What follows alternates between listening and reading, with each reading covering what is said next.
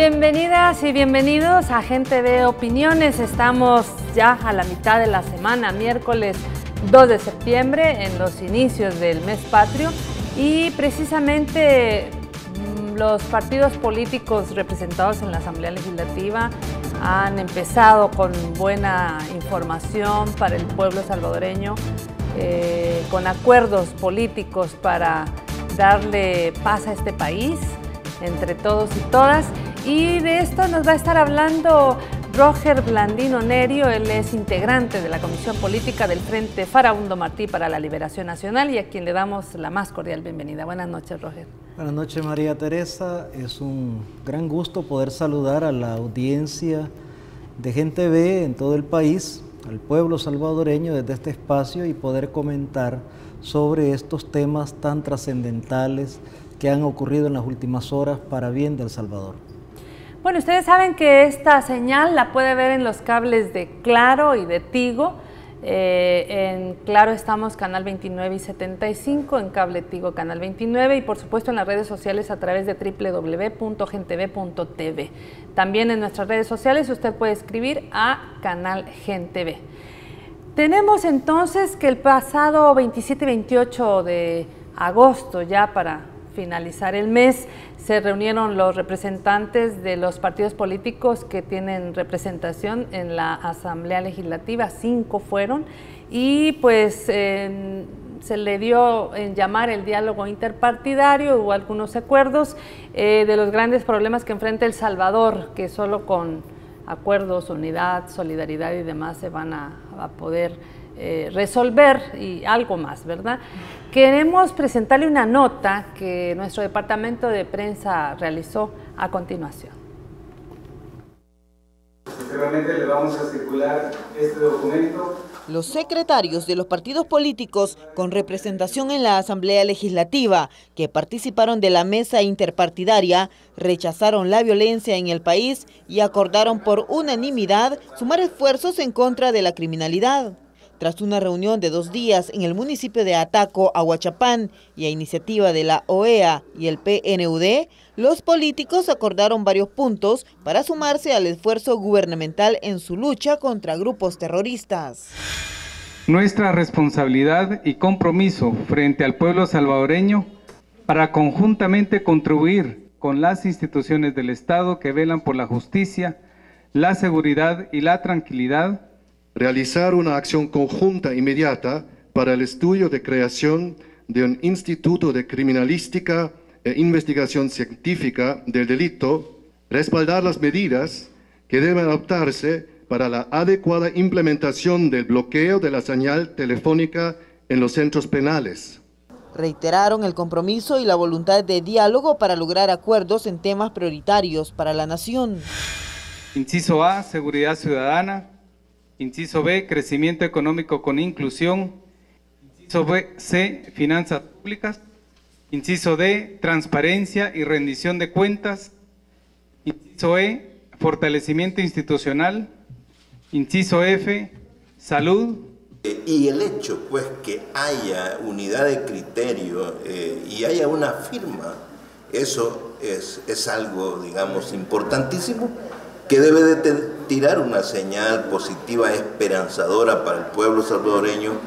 En un proceso histórico lograron un compromiso por parte de todos los partidos políticos, incluyendo a Arena, que se rehusaba a dialogar y buscarle solución a los grandes temas de país. Entre ellos, el bloqueo de fondos aprobados por los diputados para el tema de seguridad.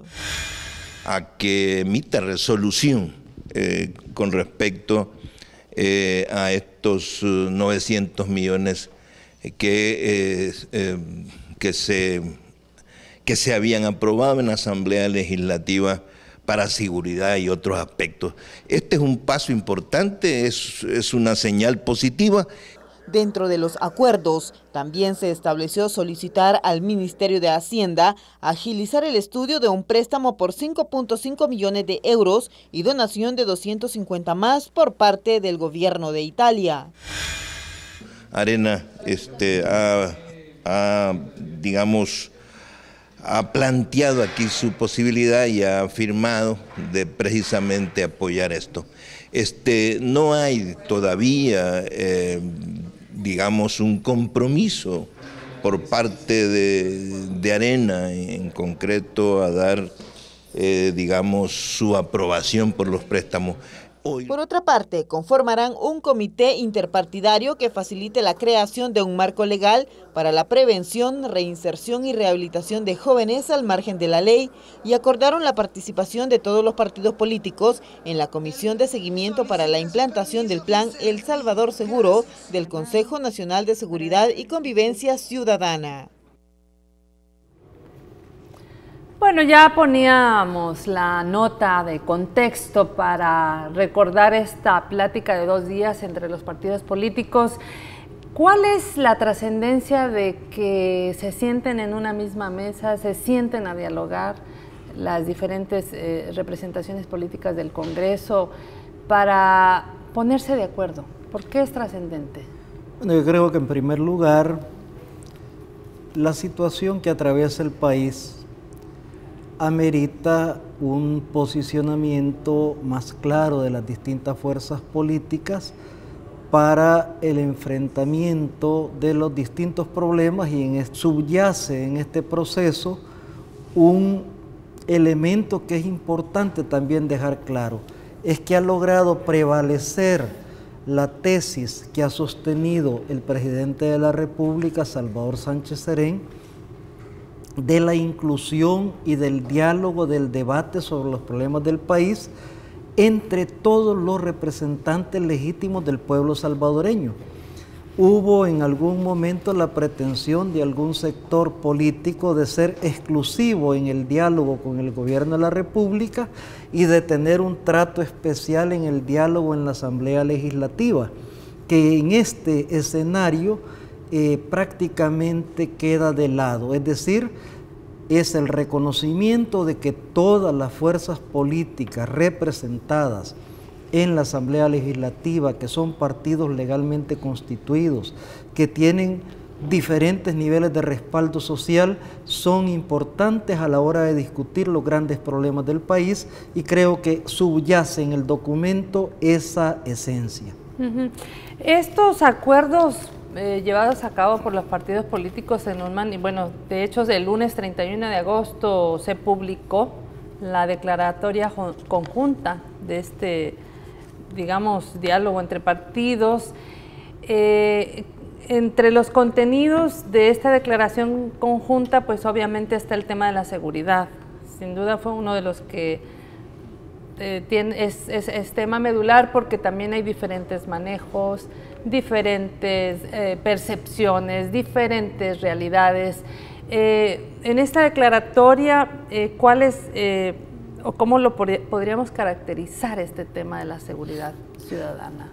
Bueno, yo creo que lo primero que es importante resaltar es que se acepta, se logra consensuar la visión de que es un problema grave que requiere unidad, que requiere poner a todos en la misma mesa en la búsqueda de la resolución del problema, apoyando al gobierno de la República. Segundo, se reconoce que un problema de esta magnitud, que es una herencia nefasta de muchos años atrás, requiere inversión, requiere recursos y que debe de generarse las condiciones para alcanzar esos recursos. Tercero, se establece un reconocimiento y un espaldarazo políticamente hablando al Consejo Nacional de Seguridad y Convivencia que se organizó el año anterior a instancias del Ejecutivo y al Plan El Salvador Seguro. Y yo quiero resaltar esto porque en todos los años que llevamos de crisis por la violencia, desde 1992 para acá, desde esa fecha para acá, es hasta hoy que el país cuenta con un plan real, por escrito, consensuado, con las distintas fuerzas sociales, que es el Plan El Salvador Seguro, que ha tenido en esta reunión un respaldo muy importante. El Plan El Salvador Seguro, como usted lo dice, pues lo conforman diferentes instituciones, incluso religiosas, internacionales, de organizaciones no gubernamentales, del mismo gobierno, y tiene un costo bien alto, 4.200 millones de dólares, si no mal recuerdo. Esta parte financiera es importantísima. Se supone que se ponen de acuerdo en ese Consejo Nacional de Seguridad Ciudadana, como usted lo dice, tienen un plan concretado, pero que requiere recursos. ¿Cómo entonces interpreta que venga la Corte Suprema de Justicia y dicte una medida cautelar para 900 millones de dólares, de los cuales se va a destinar una parte al tema de seguridad? Precisamente esas son de las cosas que no deberían de ocurrir en El Salvador. Los argumentos para haber tomado esta medida cautelar no tienen sustento, no son discutibles siquiera, no tienen soporte. El reglamento de la Asamblea es muy claro, meridianamente claro, pero además, y es que llama la atención que el mocionante de esa petición ante la Sala de lo Constitucional es un miembro de Arena que estuvo ahí en el escrutinio en la Feria Internacional. Este último se le conoce como caminante, un viejo oficial del viejo batallón Atlacatl. Y entonces uno dice, hombre, ¿cómo es que la Sala le pone atención a una petición que a todas luces tiene signos, señales de intencionalidad que no es respeto a la Constitución, sino de otra naturaleza? Pero bueno, más allá de eso, la reunión de los partidos el jueves y viernes en Ataco llega a concluir no solo de que se necesitan recursos, sino de que es importante que todos los partidos solicitemos, y eso se estableció, a la Asamblea Legislativa que ésta exhorte a la Sala de lo Constitucional a resolver de una vez por todas este tema de la autorización para hacer efectivos esos 900 millones de dólares tan necesarios para enfrentar no solo las políticas de represión del crimen, del terrorismo, que como hoy la misma Sala ha dado en llamar, sino también para las medidas de prevención que son indispensables. El plan El Salvador Seguro es un plan integral, es un plan que ve las necesidades de atender los problemas que generan las consecuencias que hoy vivimos, no solo atender la consecuencia. Entonces, esos recursos hay que buscarlos. Nosotros tenemos la expectativa de que la Sala de lo Constitucional entienda que el país necesita esos recursos y que no existe violación de la ley en ninguna manera. Por otro lado, se coincidió en que era importante explorar otras opciones, no solo dependientes de la cooperación internacional, que es una fuente importante, sino de dónde podemos los salvadoreños generar posibles nuevos recursos. Hay una propuesta del partido Gana, hay algo otras propuestas que fueron puestas sobre la mesa que pasarán a ser discutidas de manera más sistemática para precisar las respuestas a esta necesidad. Vamos a ver un sondeo que hicimos aquí en Gente Ve Opiniones para conocer un poco cómo está viendo la ciudadanía precisamente este diálogo interpartidario, y posteriormente vamos a hablar un poco de los como principales contenidos de la misma declaratoria. Que históricamente los partidos de derecha pues han sido los que casi siempre se oponen a las políticas, ¿verdad?, sociales. Entonces esperamos de que en este momento ellos sean los que no se interpongan, porque sabemos de que actualmente en el gobierno se apuesta a la parte social. Entonces, pero sabemos de que ellos no ven eso, nos ven nada más como un sujeto, como una mercancía y no como un ser, ¿verdad? Entonces, nosotros esperamos que si ellos aporten y esperamos, sí, ¿verdad?, el apoyo para que se pueda realizar este plan El Salvador Seguro. El gobierno actual está haciendo lo posible, ¿verdad?, por retener esto, pero acordémonos que esto también es una deuda histórica también, el cual del sistema capitalista, que tiene mucha responsabilidad. Por eso yo invito quizás, y aprovechando este medio, a los diferentes, a los grupos empresariales aglutinados en la NEP, a la iglesia, de todas sus denominaciones, a todos los partidos políticos, en fin, a todos los que a asistir a este llamado. Pues en realidad es importante porque muchas veces hay muchos partidos que lo que buscan son otros intereses que, digamos, de una u otra manera pues son ocultos, en realidad no lo son. Sin embargo, tenemos que ver la prioridad que es la población, es el bienestar de la población, y tanto partido X o Y tienen que ver eso precisamente y dejar de lado muchas ideas, muchas cuestiones que ya tienen ellos de base. Este es un proceso en el cual creo que los partidos políticos tienen que estar en un acuerdo, ¿verdad? Valga la redundancia, en un acuerdo para que esto tenga una culminación diferente. Bueno, la ciudadanía habla, ¿verdad? Habla del tema de los programas sociales, el tema de intereses, el tema del aporte, el tema de la deuda histórica, el tema de cómo deben aportar también los grupos empresariales. ¿Qué opinión le merece esto que ha dicho la ciudadanía? No, la gente tiene razón. Efectivamente, el pueblo, y es lo que hemos podido constatar también en conversaciones en diferentes lugares, ha visto con muy buenos ojos que se haya generado esta reunión y que los partidos hayan invitado incluso a la representación de la OEA y del PNUD, que representa a la ONU en el país, para ser vigilante, observador de la implementación de los acuerdos. Es un signo de motivación, es un signo de compromiso, que la gente lo está evaluando muy bien, pero además esos temas que mencionaban los ciudadanos, el problema de la inclusión social, el problema de los programas para superar esa exclusión que se ha vivido, el problema de enfrentar el crecimiento del país para superar las barreras a las que hemos venido enfrentados, son los grandes desafíos. La gente lo tiene clarísimo. Y la delincuencia como fenómeno irá disipándose en la medida que seamos capaces de construirle respuestas a esos factores estructurales que han agobiado al país. Para iniciar un acuerdo, obviamente debe haber una coincidencia. Si pudiéramos hablar de las coincidencias de estas expresiones de voluntad y compromiso, un elemento muy importante está la Organización de Estados Americanos, está el Programa de Naciones Unidas para el Desarrollo, PNUD, y esto se le ha dado en llamar el Acuerdo de ATACO. Hasta nos recordaba un poco el tema de los acuerdos de paz. Estas expresiones de voluntad, ¿en qué podemos decirle a la ciudadanía que han sido los puntos de coincidencia entre estas 5 fuerzas políticas? Bueno, yo mencionaba hace un momento que hay una comprensión de la necesidad de enfrentar unidos como sociedad, como país y como partidos el flagelo de la violencia que está afectando a la sociedad salvadoreña.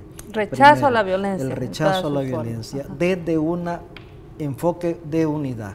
Segundo, ese enfoque de respaldo al hacer del Consejo Nacional de Seguridad Ciudadana, que ha expresado un planteamiento, un plan que debe de ejecutarse para garantizar los resultados que todos esperamos.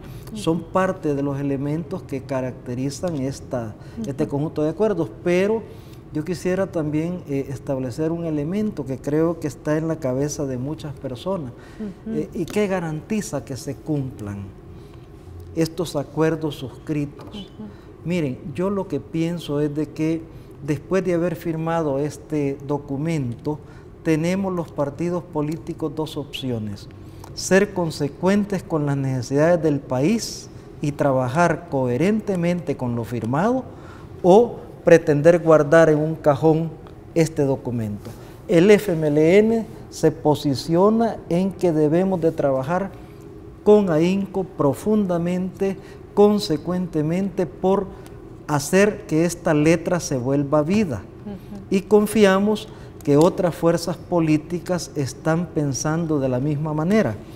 Nos llama la atención que otros actores de la derecha, y ojalá no estén vinculadas al partido principal de derecha, estén generando iniciativas que podrían echar al traste el acuerdo del viernes, firmado el viernes, porque ese mismo día estaban convocando por los medios electrónicos a actividades que solo podríamos calificar de orientadas a desestabilizar. Pero Yo quiero insistir, nosotros tenemos expectativa, tenemos confianza de que podrá avanzar la sensatez para bien del pueblo salvadoreño. Me llama la atención que en la declaratoria conjunta que salió publicada se hable en primer lugar del respeto a la Constitución, el rechazo a todas las formas de la violencia, la solidaridad con las víctimas. Correcto. Aquí se menciona la solidaridad con las víctimas de violencia, sus familiares que van, obviamente la ciudadanía, pero también los miembros de la Policía Nacional Civil, de la Fuerza Armada, de la Fiscalía General de la República y del sistema de justicia que han sido asesinados en el cumplimiento de su deber, porque la delincuencia ha tenido también un punto de ataque a los operadores de justicia que están precisamente persiguiendo el crimen y la delincuencia. En ese sentido hay como este acuerdo que pasa por establecer, bueno, ¿en qué nos vamos a poner de acuerdo para qué, verdad? Y en la declaratoria obviamente reiteran la voluntad de diálogo para procurar obviamente acuerdos. Y estos temas no solamente es el tema de seguridad, en el acuerdo se toma el tema del crecimiento económico con inclusión. Correcto. Y se habla de las finanzas públicas. Es una agenda de varios puntos: crecimiento económico, finanzas públicas, transparencia y rendición de cuentas, fortalecimiento institucional, salud y educación. Es decir, es una agenda amplia que se orienta a construir un país de ciudadanos con derechos, un país donde el Estado reconozca que el hombre y la mujer nacidos en El Salvador son sujetos de derecho, romper con el pasado de exclusión. Ese es el derrotero, ese es el horizonte. En ese derrotero, en ese horizonte, el tema de la seguridad salta como la temática que debemos de atender en esta coyuntura de manera prioritaria, sin descuidar los demás. Porque ahí hubo una iniciativa de una fuerza que planteaba que debíamos de recortar el 5% del presupuesto general de la República, de todos los ministerios, y colocarlo para reforzar seguridad. Eso que parece atractivo y que parecería que serviría para atender el problema de la violencia, significa recortar programas sociales en concreto. Vamos a profundizar en ese tema que puede tocar un punto muy sentido para la ciudadanía al regresar del primer corte. Ya volvemos. Roger Blandino Nerio, nuestro invitado de esta noche, hablamos precisamente del diálogo interpartidario que se acaba de realizar los días 27 y 28 de agosto. Importantes acuerdos políticos entre los partidos que se representan en la Asamblea Legislativa.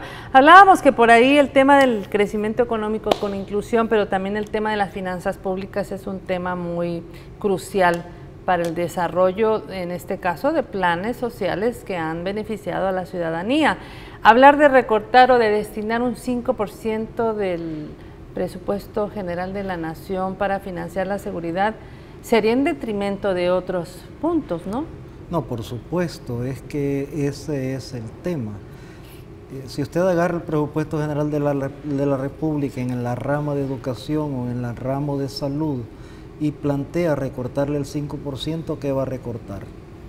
Va a recortar ECOS, en el caso de salud, va a recortar paquetes escolares y programas de uniformes, de vaso de leche, de todo eso en el nivel de educación. Es decir, va a golpear los programas sociales porque no va a recortar ni la planilla ni va a reducir salarios de nadie, no se puede. De tal manera que esa fue una idea que propuso el Partido Arena que quedó desechada casi desde el principio.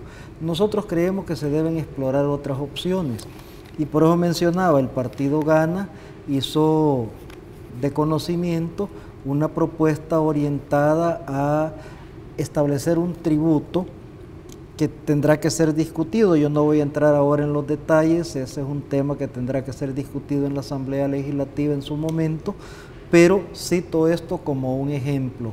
Otras fuerzas, el FMLN también propuso que se revisara la posibilidad de gravar otros aspectos que no sean incrementar el IVA a los ciudadanos, a los consumidores, sino gravar otros aspectos que tienen justificación ética, justificación moral frente a la sociedad.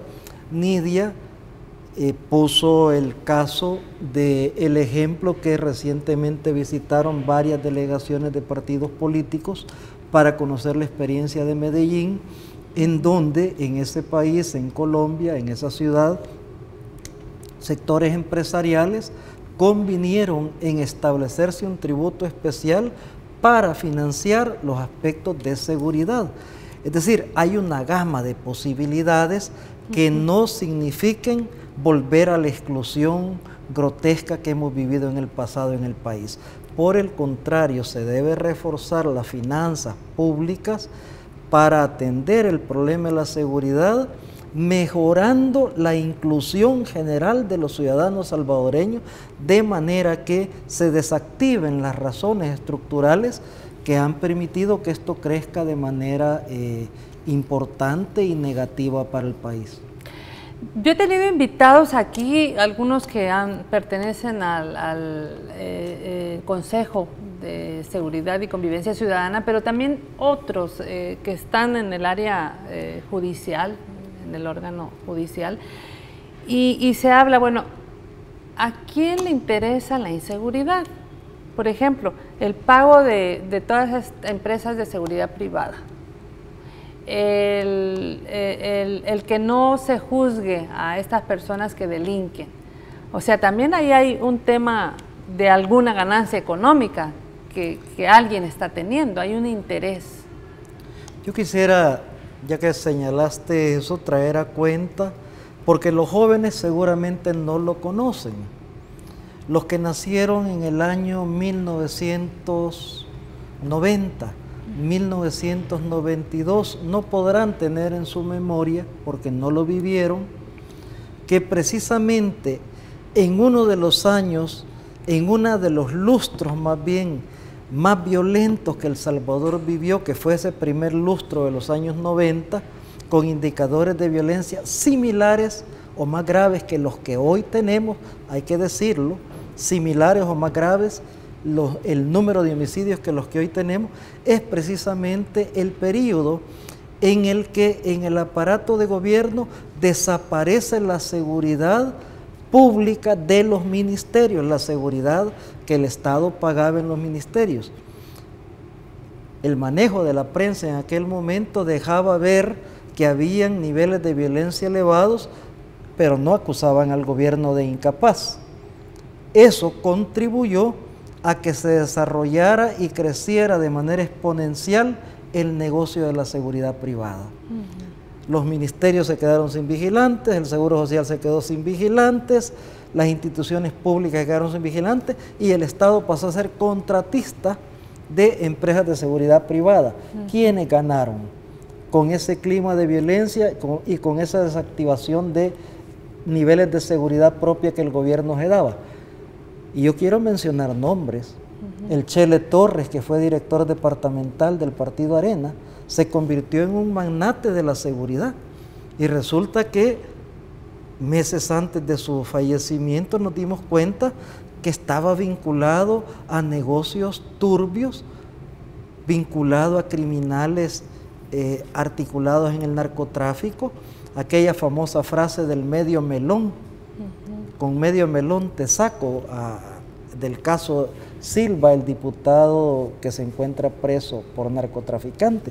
Es decir, las llamadas telefónicas. Esos fueron los beneficiarios de ese desactivamiento de la propia seguridad y del crecimiento de la violencia. Hoy, las distintas compañías de seguridad privada tienen más agentes que la policía. Son 48,000 agentes los que tienen bajo su responsabilidad un número de 368, 370 empresas privadas de seguridad. Es decir, eso que se además volvió un tienen negocio. Un poco salarios de hambre, porque yo conozco la seguridad de sí. algunos ministerios y de verdad que Apenas llegan al salario mínimo con turnos bien complicados. Muy difícil. Y una situación complicada. Pero además en este tema de estos negocios y todo, si hablamos de cifras, y yo, si no mal recuerdo, allá por los años 94, 93, los homicidios llegaban casi a 7.000, 8.000 homicidios por año, ¿no? Y entonces sí, ahora como que no hay memoria histórica, no quiere decir que hay que comparar cuando fue malo a ver quién es más malo, sino que es una situación que el país vive desde hace desde hace 2 décadas, ¿no? Efectivamente, es que ese es el tema. En 1994 en El Salvador se produjeron 7.673 asesinatos. 7.673 asesinatos. Hace 21 años. En 1995 fueron 7.877 asesinatos. Es decir, lo que hoy está viviendo el país es fuerte, duro, y como tú dices, no se vale estar haciendo comparaciones de qué fue más bueno, qué es más malo. Yo digo, es igual. La única diferencia que hoy existe es que en aquel momento la prensa volvía a ver para otro lado, esa gran prensa que domina las comunicaciones en el país, y hoy hay un uso oportunista políticamente hablando del tema de la violencia. Si es que los indicadores de asesinatos que hoy tenemos son muy similares a los de esa época, pero como decía, en aquella época volvían a ver para otro lado los grandes medios, y cuando hablaban de el tema de la violencia, parecía que era para excitar la contratación de seguridad privada. Que ojalá no sea también ahora esas las razones, pero en la declaratoria conjunta, el literal D dice: en el marco del respeto irrestricto a la libertad de prensa y libertad de expresión, exhortamos, hay una exhortación directa a los medios de comunicación social que contribuyan en la construcción de un ambiente acorde a los avances y esfuerzos que institucionalmente se realizan en materia de seguridad ciudadana. Hay ya un reconocimiento expreso de parte de todas las fuerzas políticas a que también los medios de comunicación hagan su parte. Correcto. Porque si no, se está hablando del famoso muertómetro, ¿verdad? Y la pelea que si es realidad o que si es percepción. Pero ¿y entonces cuál es la contribución que los medios pueden hacer en esto? Yo creo que todos los actores de la vida social tenemos la obligación de contribuir de manera responsable. No puede ser que se haga apología del delito. No puede ser que casi se proyecte como héroes a los criminales que maltratan a nuestro pueblo. No puede ser que nuestra niñez y juventud se vea expuesta a las letras de algunas canciones que hoy son tan reiteradamente publicadas en medios radiales y que son excitación a la violencia, al crimen, a la droga. No puede ser que por el afán de hacer dinero, por vía de venta de comerciales, estemos viendo novelas donde el narcotráfico es el ejemplo a seguir y los narcotraficantes y sus bellas mujeres son el paradigma de la vida. O sea, no puede ser eso. Yo creo que todos debemos de contribuir, así como le pedimos a las iglesias, así como le pedimos a los partidos, así como le pedimos a las empresas, también los medios tienen que jugar un papel de mucha responsabilidad en el manejo del tema de la violencia, de tal manera que contribuyan a desactivar. Han habido días recientes en los que pareciera que la PNC y la Fuerza Armada son los bandidos y los que están dañando al país son angelitos. O sea, no puede ser que los manejos vayan en esa dirección. En la reflexión que se hacía en Ataco, nadie estaba planteando que se deje de informar. Nadie estaba planteando que se escondan cosas como se hacía antes. Lo que se está planteando es que haya un manejo que sea correcto, que el uso idiomático incluso sea adecuado. No puede ser que hayan publicaciones que de manera burlesca se expresen sobre este problema que significa dolor nacional. Y además hasta, como usted lo dice, el nombramiento de las cosas. ¿Cómo podemos hablar de líderes de pandillas? Si el líder debe ser otra cosa. Un líder podemos hablar de Mahatma Gandhi, era un líder Romero. Nelson Mandela, esos son líderes, o lideresas, esos son cabecillas de. Entonces, correcto, como que no nombramos a las cosas por como debiera ser. Bueno, yo tengo una duda con este tema de lo que dieron en llamar jueces sin rostro. Dice, realizar consultas a la Corte Suprema de Justicia para evaluar la posibilidad del establecimiento de jueces sin rostro. No sé si usted nos podría explicar este término. Bueno, este es un concepto que en otros países se ha aplicado precisamente para enfrentar eventos de criminalidad que se vuelven extraordinarios. Italia es un ejemplo con la aplicación en la práctica de jueces sin rostro para el enfrentamiento de la mafia, de la camorra, como se le conoce en el sur de Italia, a estas bandas organizadas de criminales dedicados a la trata de mujeres, al tráfico de drogas, a los juegos prohibidos y al tráfico de miles de cosas más. Entonces, el sentido de esto es una propuesta, una iniciativa que tiene como interés conocer la viabilidad que el órgano judicial le ve y la viabilidad y utilidad objetiva que pudiera verle a esta figura. Esta figura no existe en nuestra normativa jurídica.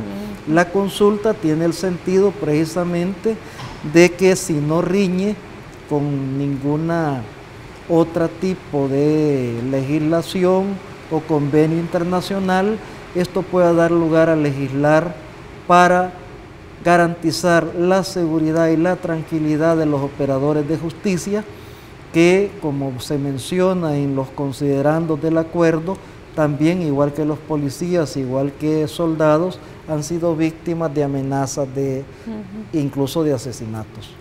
En la misma línea de las cuestiones que se han propuesto, se habla también de realizar una acción conjunta inmediata para crear un instituto de criminalística. ¿Por qué el consenso consideró necesario crear este instituto de criminalística e investigación científica del delito?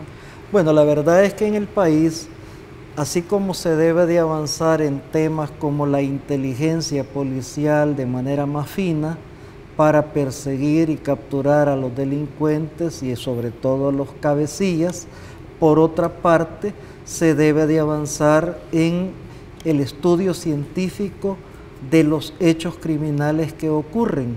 Resulta que ahí quedan los indicios, ahí quedan las pruebas que son tan necesarias para someter a juicio y a condena a aquel que haya cometido una conducta criminal.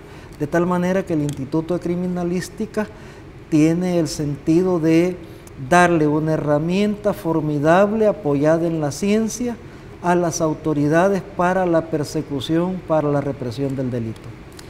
El Salvador conoce mucho de iba a decir intervención, pero no, voy a decir de la colaboración de instancias y de países amigos. Eso fue la construcción de los acuerdos de paz con el grupo de países amigos, con la presencia de la ONU, y ahora está incluida en esta, bueno, ellos fueron firmantes también de esta declaratoria de la Organización de Estados Americanos y del PNUD. En este proceso de coordinación, este seguimiento de acuerdos y acciones concretas, ¿qué papel, digamos, estarían como destinados a jugar estas dos instancias internacionales? Yo creo que ellos pueden ser, creemos más bien que ellos pueden ser facilitadores de varias cuestiones. La mesa de la interpartidaria ha quedado, si pudiéramos llamarlo de esa manera, abierta en el compromiso de los partidos políticos de avanzar en cumplir temas. Se creó un pequeño comité para darle tratamiento a todo lo que se refiere, bueno, aquí se le conoce como el comité interpartidario, a todo el tratamiento de propuestas relativas a la prevención, readaptación, reinserción y rehabilitación, que es un tema muy fuerte que hay que trabajar y hay que trabajarlo ya. PNUD y OEA, pues esperamos contribuyan en la facilitación metodológica de ese proceso de entendimientos que se pueden construir en ese espacio.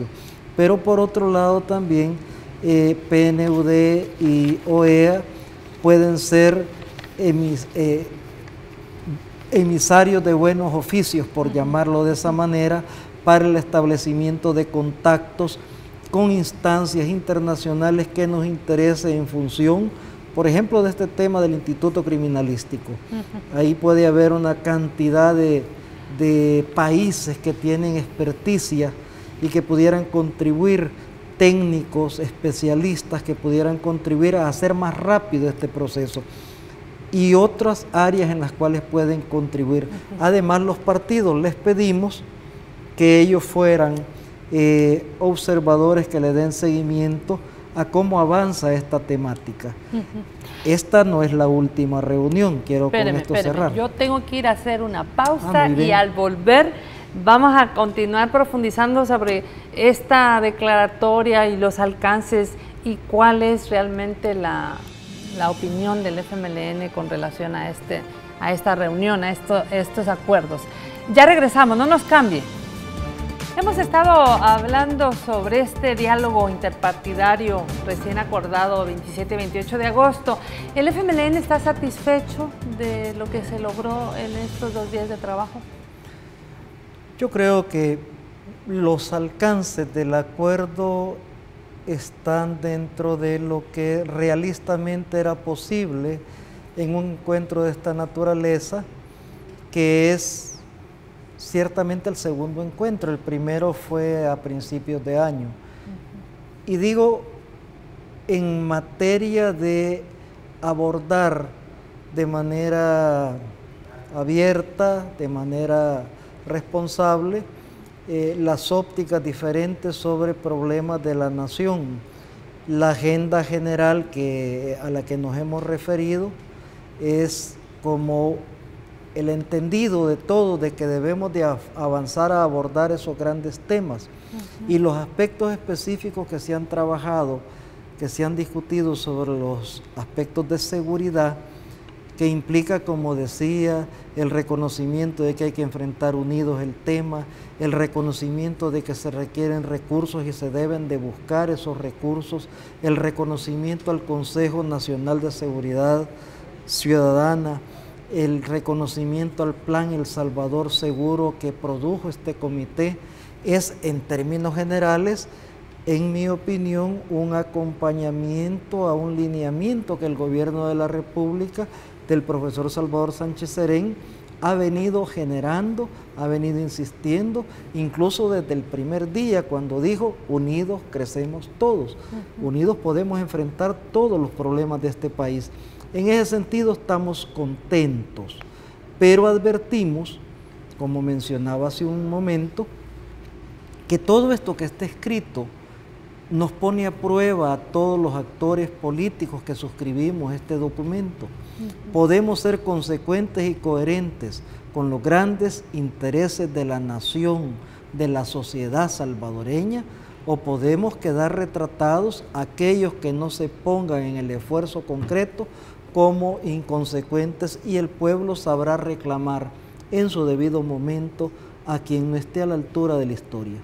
Bueno, los partidos se sentaron, discutieron, dialogaron, llegaron a acuerdos. ¿Cuál debería entonces ser ahora también el papel, digamos, de la sociedad civil, de las organizaciones populares, de los movimientos sociales, buscando que haya gobernabilidad, buscando en que haya, que no haya corrupción y que no haya impunidad y que se fortalezca la democracia y el Estado de Derecho?